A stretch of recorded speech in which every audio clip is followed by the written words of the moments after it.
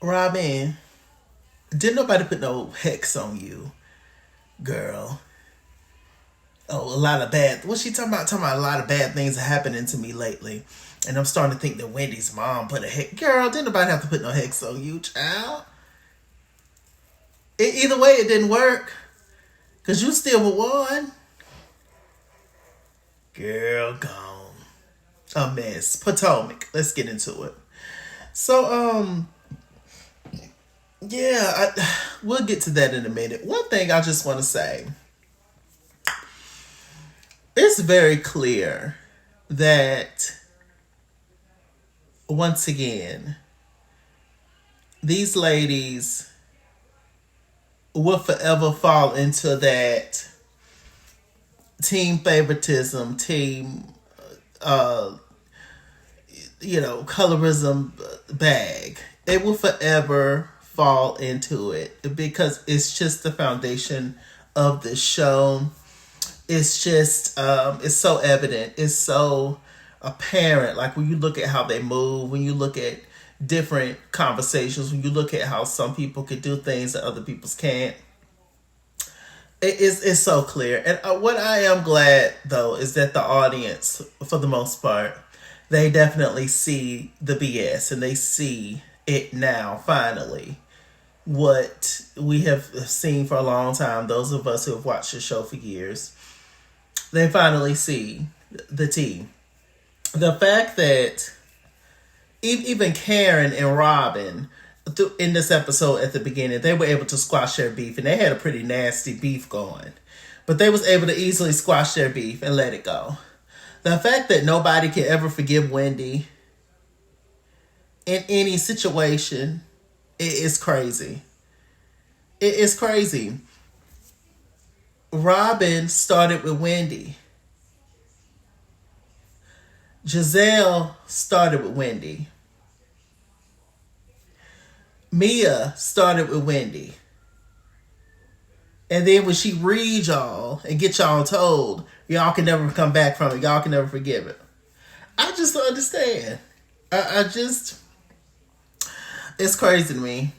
It is crazy to me that you can only be cool with somebody if they allow you, if you're a punching bag to them, pretty much. That's pretty much it. Because it don't make any sense. It don't make any sense. And Nneka, sweetheart, your time is coming. It's all good in the beginning. And Gizelle and Robyn was all good with Wendy in the beginning. But your day is going to come. The longer you stay on the show, eventually your marriage is going to get digged into as well. So, I mean, get ready. Nneka reminds me of Wendy. Not just her being Nigerian and all that, not just, and not just how she acts, but she just kind of favors Wendy a little bit to me, but she also favors Deborah Cox. I'm getting a Deborah Cox vibe from her and somebody else. I had it the other day. But yeah, like when I look at her, I definitely get Nobody's Supposed to Be Here. Yeah. So anyway, Real Housewives of Potomac, where are we starting at, y'all? I just wanted to get that out. Because they just do stuff and it's annoying. Like I said, we still at Ashley's event. Her housewarming house party that's really Michael's house still. She already said she don't plan on getting no divorce from Michael because financially he still takes care of everything and blah, blah, blah, blah, blah, blah, blah. And Ashley, I don't know what Ashley's done with her checks that she's gotten from being on the show. I know they're not no life-changing checks that she got from being on the show. Unless you really know how to flip that thing. But I know it's not life-changing money, but they are really, really good checks, I'm sure. So I just don't know. Maybe she gave all her checks to Michael to prove that she's in love with him. I don't know. But it's just the fact that, or is it some kind of situation where you have to be with Michael for the show? Like, do you have to have a certain income to be a part of the show? And could you not just be on the show without being in Michael's house? Because I don't care what she says. That's Michael's house. That's Michael's house. So, I don't know. I don't know. Any place where you got a key, any place where that man put in half of that money or most of it, his kids there, y'all still going on vacations together. That's his house. Girl, gone. My name is the only one on the deed, girl.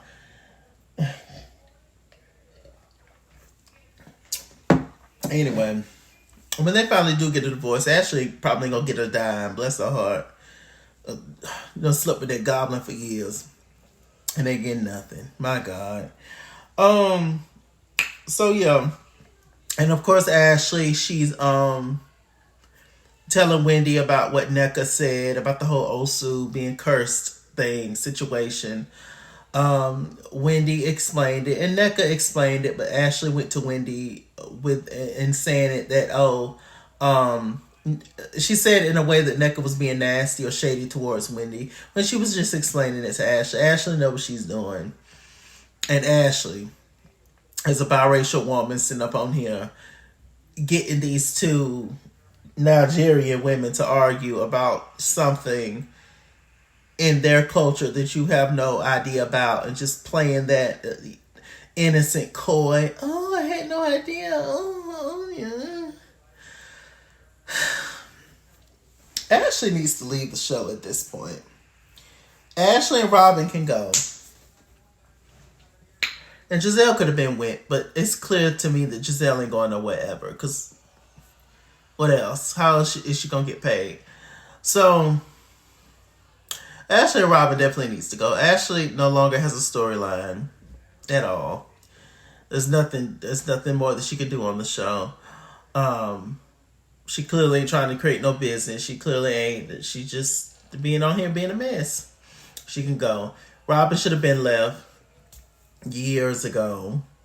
Her whole storyline has been Robyn, has been Juan. And we clearly see that no matter what, she's going to stay with Juan no matter what he does. And so let them live happily ever after off the show. And yeah, those two can skedaddle because I just can't. Girl, we tired. Anyway, let me see. So yeah, they talked about that. They went back outside. I think it was Ashley brought up Wendy's new show, which is going to be on YouTube. I'm like, well, girl, maybe I could be a guest. Hell, since it's just on YouTube, Professor. I thought that it was going to be like a whole moment, but whatever. I mean, in a way, it's smart. Promote your stuff on live TV, but I saw that it's going to be on television. I mean, on YouTube. I was just like, all right, child. Well, I guess we'll see. But she was talking about it, and she noticed that Mia was being shady. Then Sharice brought up, well, everything is not for everybody. And when it was like, everything ain't for everybody, but my show's going to vibrate at a high frequency level, so most people ain't going to get it anyway. And I was like, every time it's Gizelle just sitting over there making faces, because Gizelle won't even acknowledge Wendy. She won't even look Wendy's way, right? That's not addressed either. Nobody says anything about that. And Gizelle clearly ever don't want to say nothing about Wendy or talk about Wendy or talk to Wendy, yet it's allowed on the show. Who are you to say you ain't got to interact with this person? What person made you feel like you were that important? So anyway, Mia and Wendy ended up getting into it because Mia's bothered that Wendy ain't got nothing for her. I don't know. She's shocked. I see why she's slow. She's shocked that she assaulted Wendy, yet she mad that Wendy ain't got nothing for her. And they already said, Wendy already said why she tried to make up with her last season and stuff, and then she went online and realized that Mia was still doing stuff and talking crap or whatever, and there you go. So, and Mia was never really remorseful like that. Then they had to force an apology out of her, and they had to talk to her to make her realize that she had did something wrong. She didn't see that she did anything wrong from the beginning, and so it's just wild and crazy to me. Meanwhile, Robyn back there filming, right? Girl gone. So that was that. Can we move on from that scene? Anything else happen? Oh, Wendy, she invited Ashley and Ashley only to her boy's christening. I think that's what it's called because she's a Catholic. And she invited Ashley in front of everybody else. But y'all know last season they didn't invite Wendy's kids to Robyn's fun day, which was really a disaster. So she didn't miss nothing. But yeah, no, Wendy got a little get back, but of course, it was like, oh, Robyn in her confessionals, oh, I hope this is not payback from last year, from what I did to her. See, everything they do to her is lightweight. You're supposed to brush it off. It's not that big of a deal. It's justified. But when she come back at them, it's the end of the world. Oh, child. Tiring. But anyway, we get some new meat on the show. Kierna, I think that's her name. Dr. Wendy's friend. Beautiful girl. It was Wendy, Candiace, and Kierna, I think that's her name. I'm gonna mess up sis' name. I think it's Keiarna. Kiarna, I think. But anyway, Kiarna is the one that's gonna box up Deborah, Ashley's friend. So we love her already, right? But she has her own business, and hopefully they incorporate her more on the show. I like her. What happened to a scholar? We liked a scholar too. I don't know. I feel like if you're a little bit too normal or something, they don't want to fool with you. But hopefully she stays because Mama thumps. You hear me, child? She tossed that thing up. But that's at the end of the season, I think, when that fight happens. So let me see.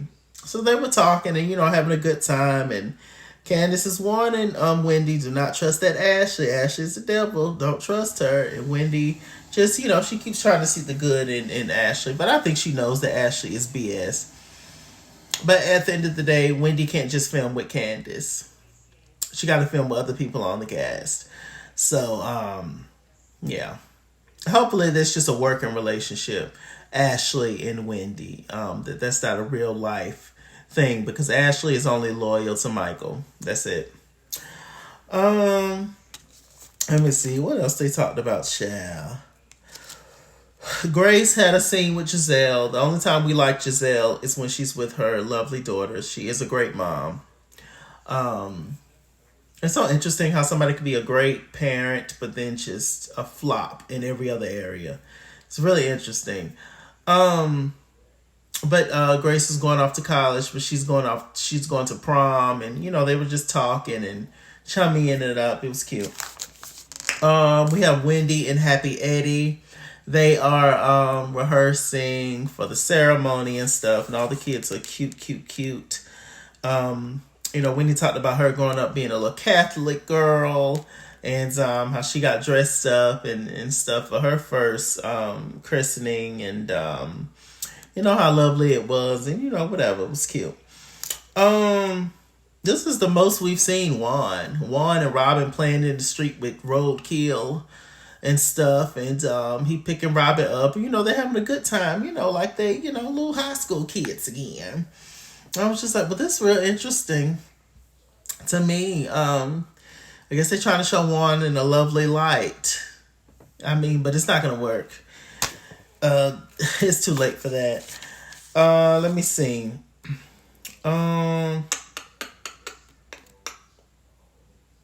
Candiace, she talked about she's going on the 9-city tour. Good for her.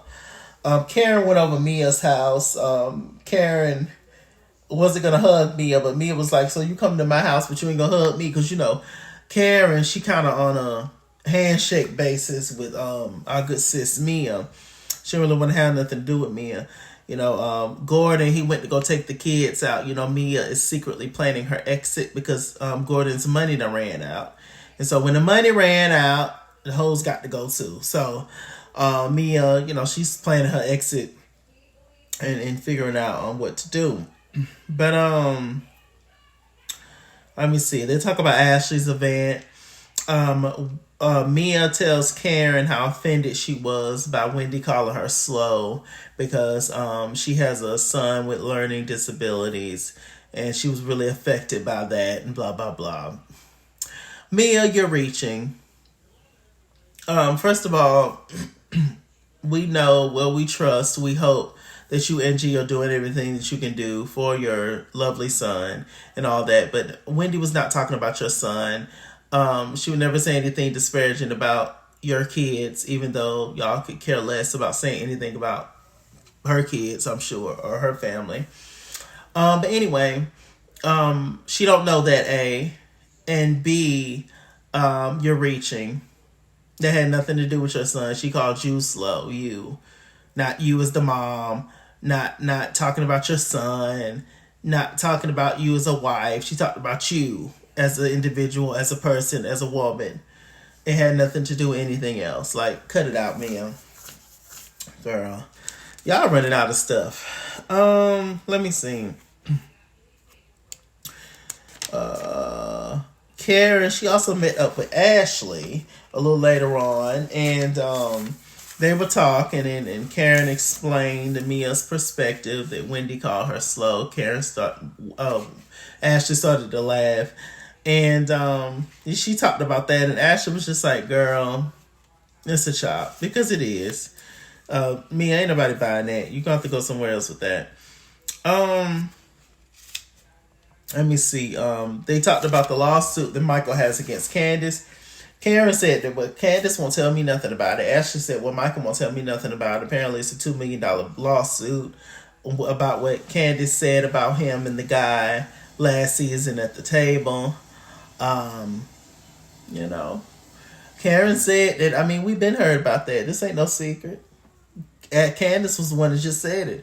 And out of everybody, Michael hates Candiace the most out of all the ladies on the cast.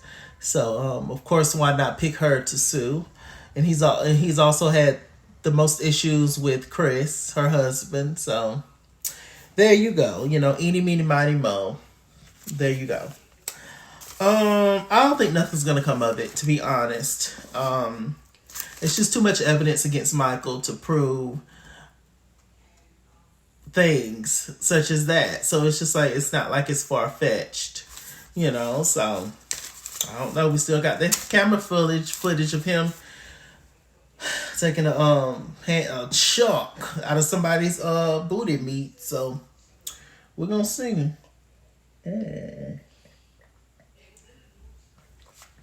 What else is going on? So we get to the christening. Dr. Wendy is such a beauty. Everybody was told to wear like yellows. Karen came in her Clark sister's best, looking great with that hat on, child. Who else came? Kiana came. Candiace came. Ashley ended up coming to the event. And Wendy's mama she asked, was Mia here? She was just like, cause I'm gonna have to go outside and get my raincoat or something. She said, I holler. No shade, but Wendy's mama's skin is looking a little, I thought that she was darker than that. Is that her natural? Cause when they show old pictures and stuff, she was a, you know, brown skin lady, but now she's much lighter and stuff. So I don't know if it's, I don't know. I'm gonna let it go. I don't want to do too much, child. They say she playing them roots and things, so let me shut up. But I mean, you know, we all know over in the Africas and in you know, these different countries and islands, you know, bleaching is a thing. So I mean, I just wonder if just a little squirt of it got on the elbow. Just a little squirt. But I'm gonna let it go. So anyway, Wendy's mama came and cleared the table, okay? We get to the christening. It was nice. It was lovely. Wendy, she talked to Candiace and Ashley and in her small way tried to make them make up in a way. Candiace wasn't here for it, and I would never be either. Ashley is a snake. She will always be. And there you go. Wendy, you will learn. Maybe she'll learn after this season, hopefully. But yeah. So they also talked about Ashley cleared up the whole thing with Nneka, kinda. It was just like, oh, well, she didn't mean it in that way, and I misunderstood what she was saying, and yada to the yada. And when it was like, okay, girl, whatever. Let's just enjoy the food and drink.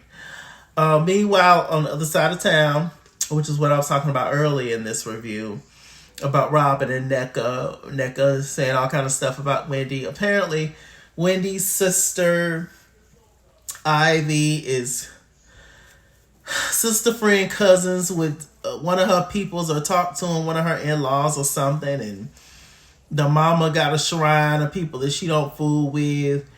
Apparently Wendy's mad at Nneka because Nneka keeps bringing up her name around these ladies and trying to benefit off her name or whatever the situation is. And I'm just confused about the whole thing, and I don't know. It's this whole thing with Wendy's mom has a shrine and she does voodoo and whoop to whoop and wop to wop. So I don't know. And guess what? We don't really care, to be honest, Nneka. I'm not going to give you too much because you're still new. I am impressed by you, darling. I think Nneka's lovely, and she seems like she's fun and all that stuff. But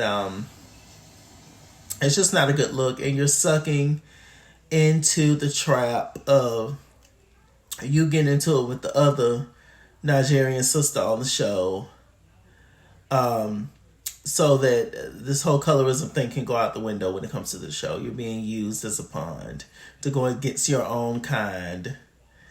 And some people like, oh, well, we can't say. Now everybody has an issue with Wendy now. Even somebody that's from her same community, they have an issue with Wendy too. So clearly the issue is Wendy. It's once again another way to try to ice Wendy out and get Wendy off the show.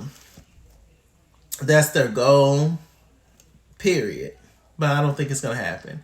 And then if they was to get Wendy off the show, they would then focus in on Candiace and beat her up until she leaves. Not physically, but do everything else, ice her out, but it'll be torture and a mess. That's their goal. Their targets is Wendy first, and then Candiace, 100%, and then Karen. That's child. They're not slick. They're not smart, and we see it. But I don't think their little plan is gonna work. Cause God don't like ugly, and He ain't too particular about pretty. And with that said, I am MrChalaki. MrChalaki on Google Plus. Follow me at Skinswell on Instagram and Twitter, at Skinswell89 on Snapchat, Chesking on Facebook, MrChalaki on Cash App and PayPal and TikTok. And as always, run me my money or run me my fade. Run me my money the way I get paid. Stay black, stay tuned. And I'll see you guys later. Bye.